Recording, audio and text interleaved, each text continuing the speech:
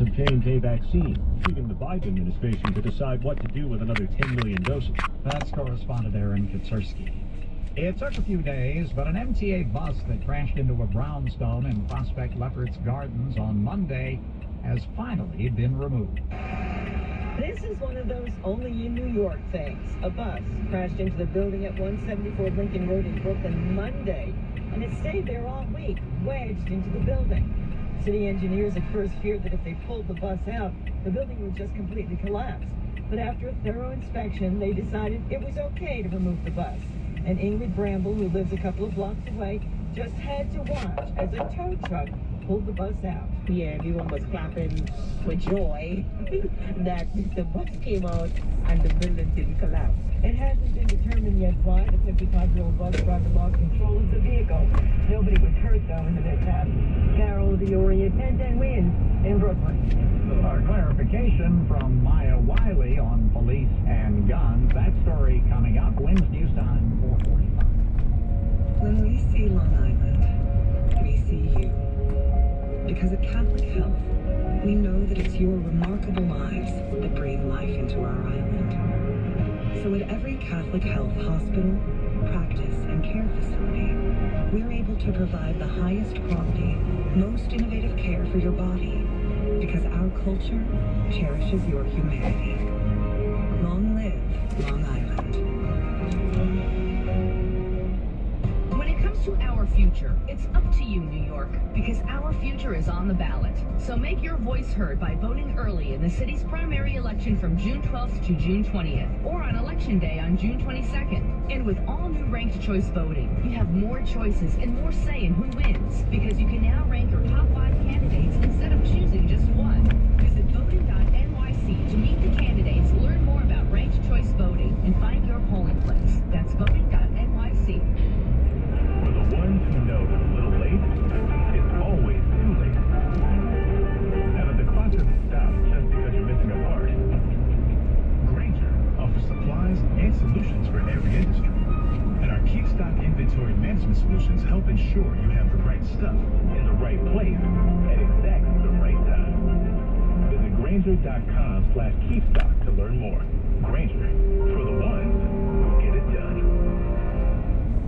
At Charmin, we heard you shouldn't talk about going to the bathroom in public, so we decided to sing about it.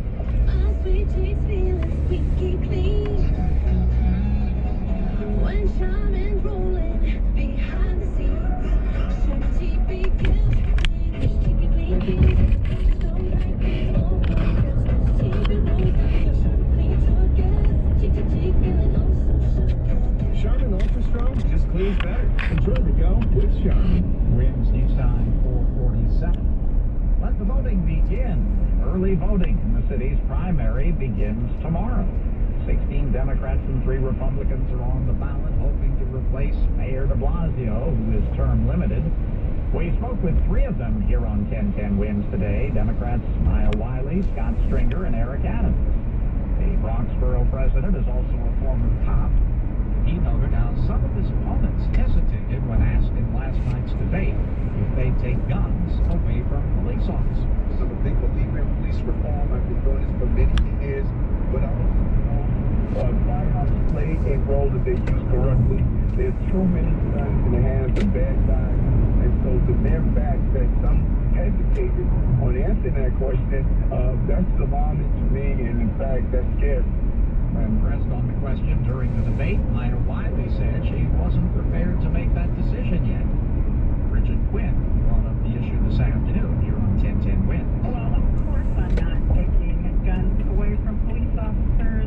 It is an idea that even been in a conversation in this race. I wanted to focus what is only a minute of time on the conversation that actually has been the issue in this race, which is keeping our people safe, but doing it in a smart way. Remember, when you enter the voting booth, you'll have the opportunity to vote for more than one candidate for each office in what's called ranked choice voting. Ignacio knows how he's ranking at least his first 3 choices for mayor. Catherine Garcia would be my first choice, and then my second choice would be Maguire, and my third choice would be Scott Stringer. But he doesn't think the city has done a good job educating voters to the ranked choice system. I think it's going to be very confusing, and I think that the results may surprise us because this is the first time, and a lot of people don't understand the system. Some voters, like Brooke, say they did receive information on it.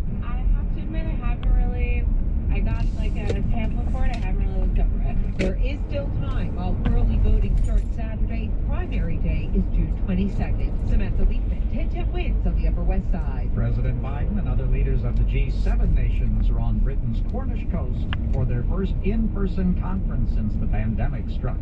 The host is British Prime Minister Boris Johnson. We need to make sure that we learn the lessons from the pandemic. We need to make sure that we don't repeat some of the errors that we doubtless made in the course of the last 18 months or so.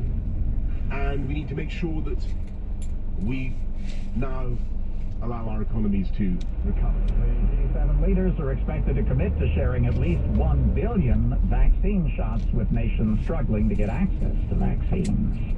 The first couple's visit to the UK found First Lady Jill Biden meeting today with Kate, the Duchess of Cambridge.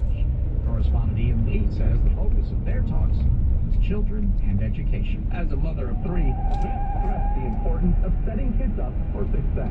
I don't see my husband really paid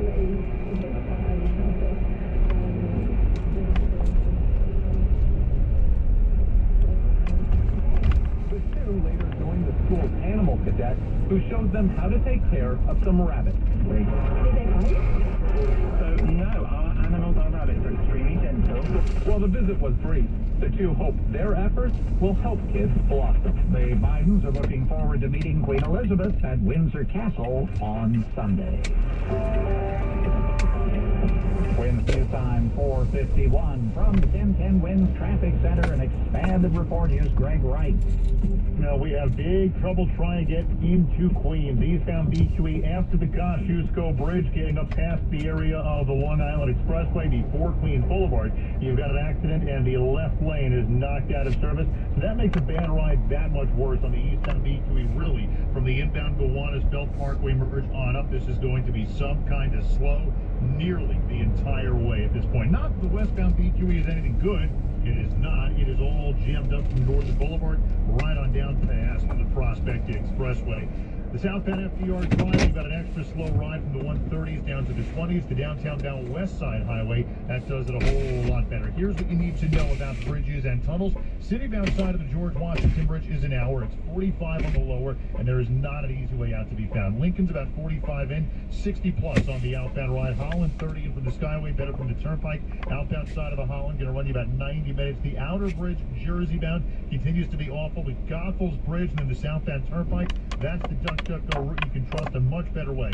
Take it off from Staten Island and into New Jersey. I'm Greg Rice. Our next report at 5:01 on 1010 Wins. Hey DQ fans, the Girl Scout Thin Mints Blizzard is here with Girl Scout cookies and world famous soft serve. Grab it today, only at your DQ. Happy tastes good. Now the AccuWeather 4-day forecast. Here's meteorologist John Ferrick.